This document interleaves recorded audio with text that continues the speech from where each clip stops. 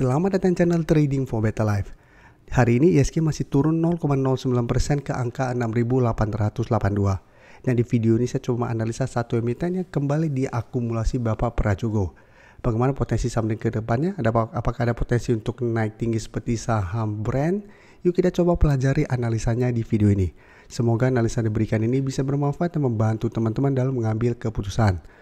Untuk teman-teman belum subscribe channel ini, bisa tekan tombol subscribe agar tidak ketinggalan informasi dan analisis saham terbaru akan diupload setiap harinya.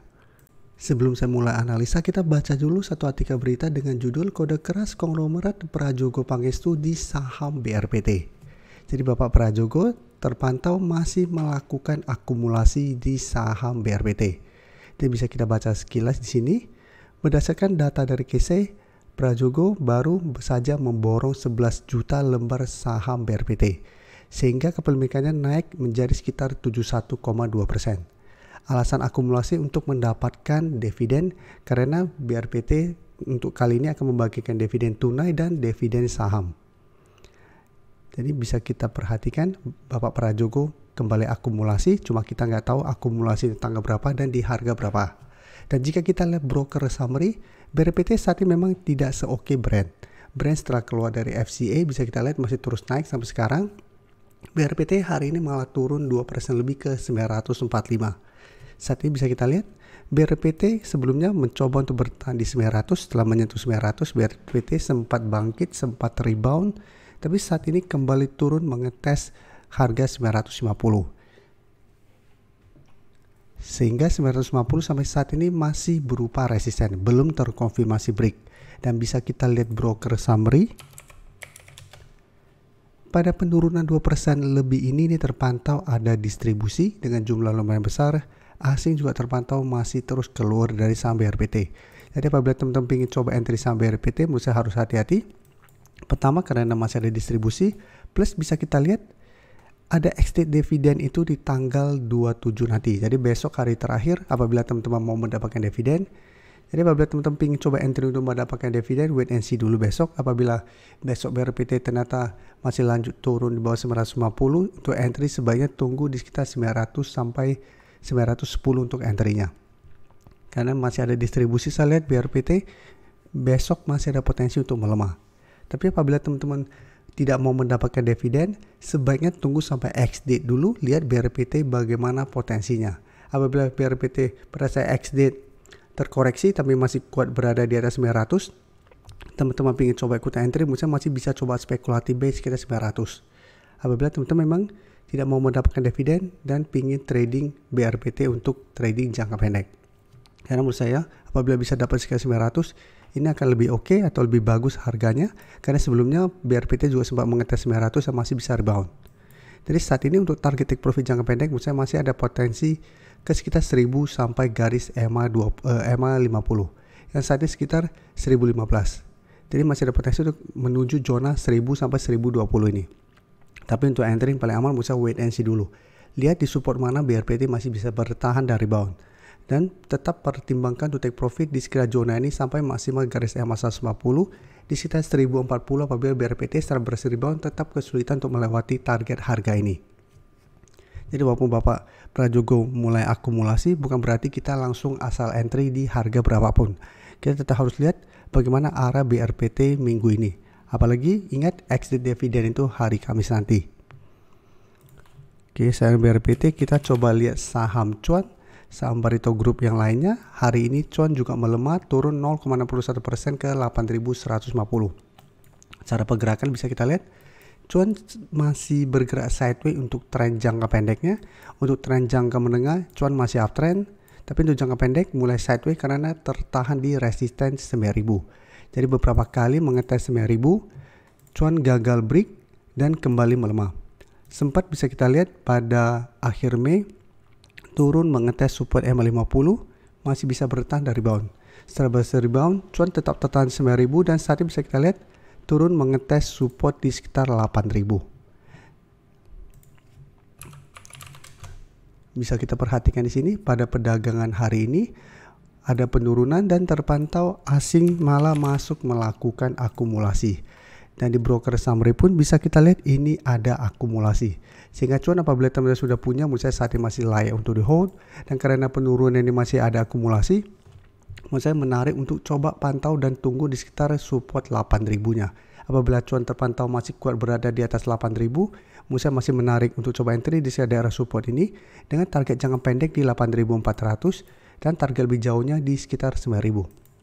Jadi saat ini cuan masih layak untuk dipantau, layak untuk di hold apabila teman-teman sudah punya, karena cara trend saat ini masih oke dan terpantau masih ada akumulasi. Selanjutnya kita lihat TPIA. TPIA juga cara pergerakan dalam 1 bulan terakhir ini juga mulai sideways karena tertahan di sekitar resisten 9.700. Jadi belum sempat menyentuh resisten psikologis 10.000, TPIA sudah mulai melemah. Tapi saat ini bisa kita lihat support 8.600 masih merupakan support kuat untuk TPIA. Jadi walaupun sempat turun mengetes support di 8.000 yang saat ini berada tepat atau di sekitar garis EMA 50, tapi support 8.600 belum terkonfirmasi break karena pada saat penutupan kembali naik di atas 8.600. Jadi TPIA juga hampir mirip dengan cuan. Untuk tren jangka menengah ini masih bergerak sangat tren. Dan hari ini TPIA masih naik 1% lebih ke 8.925. Jadi kembali naik mengetes resisten di 9.000. Jadi bisa kita perhatikan tanggal 21 Juni kemarin TPIA juga sempat naik tinggi mengetes 9.000 tapi ternyata belum berhasil break dan kembali turun mengetes support 8.600. Bisa kita perhatikan di sini kenaikan 1% ini juga terpantau ada akumulasi dengan jumlah lumayan besar. Asing juga terpantau ini masih terus masuk akumulasi saham TPIA. Jadi mirip dengan cuan masih terus ada akumulasi, cara pergerakan juga masih oke. Jadi apabila teman-teman sudah punya saham TPIA juga menurut saya saat ini masih layak untuk di hold. Tapi apabila teman-teman saat ini baru mau coba entry saham TPIA, menurut saya apabila mau entry jangan terlalu paksakan untuk entry di sekitar 9.000 apabila memang belum terkonfirmasi break.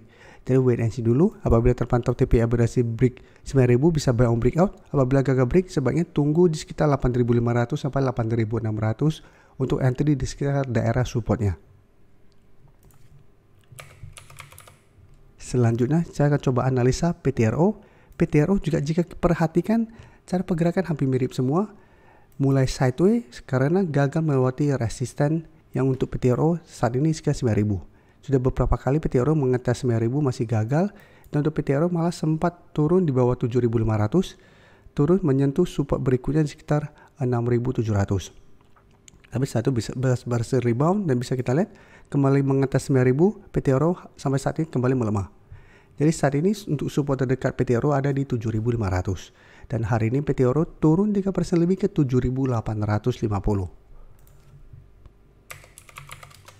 Dan untuk PTRO jika kita perhatikan beda dengan cuan dan TPIA, PTRO penurunan hari ini terpantau ada distribusi.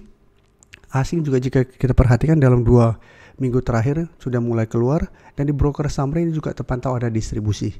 Jadi karena masih ada distribusi dan sekarang mulai bergerak turun, saya lihat PTRO juga masih ada potensi untuk turun mengetes support 7.500 sampai garis EMA 50 di sekitar 7.100. Jadi apabila teman-teman ingin coba entry saham PTRO, bisa wait and see dulu. Tunggu di sekitar zona support ini, apabila PTRO mengetes target harga ini masih bisa bertahan, baru coba ikut entry. Tapi apabila kita pantau PTRO turun di bawah 8.000, maka 8.000 akan berubah menjadi resisten untuk PTRO. Jadi apabila teman-teman dapat sekitar garis EMA 50 sampai 7.500, pertimbangkan untuk jadikan 8.000 untuk target take profit apabila ternyata PTRO setelah berhasil rebound gagal break 8.000 dan mulai melemah kembali. Saya ingin memberikan sedikit informasi bahwa saat ini channel YouTube Trading for Better Life sudah mempunyai fitur membership. Jadi fitur membership ini apabila teman-teman mau join bisa tekan tombol join ini. Bisa kita lihat di sini. Cukup dengan 29.900 atau 30.000 per bulan, teman-teman akan menjadi bagian atau member dari channel YouTube Trading for Better Life. Jadi teman-teman bantu mensupport channel ini. Dan dengan menjadi member, teman-teman akan mendapatkan live streaming setiap hari Minggu pada jam 9 malam. Untuk informasi lebih lanjut, teman-teman bisa pelajari di video ini. Terima kasih telah menonton video ini. Like dan share video ini bila bermanfaat bagi teman-teman. Dan support channel ini dengan cara tekan tombol subscribe agar channel ini bisa makin berkembang dan bisa membantu lebih banyak orang lagi. Terima kasih.